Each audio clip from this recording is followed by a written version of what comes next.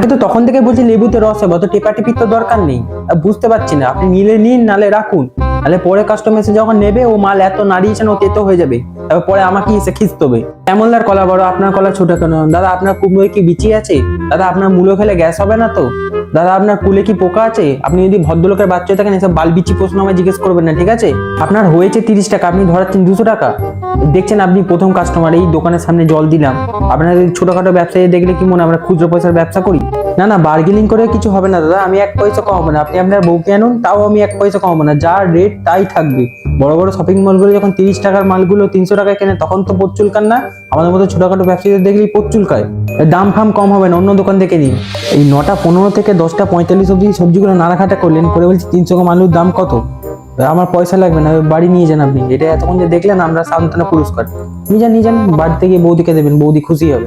আপনি মাল নেবেন কি নেবেন না? না 45 মিনিট 1 ঘন্টা ধরে কি খুঁজছেন?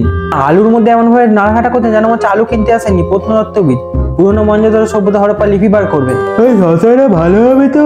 কি করে বলবো দাদা, আমি খুলে দেখেছি।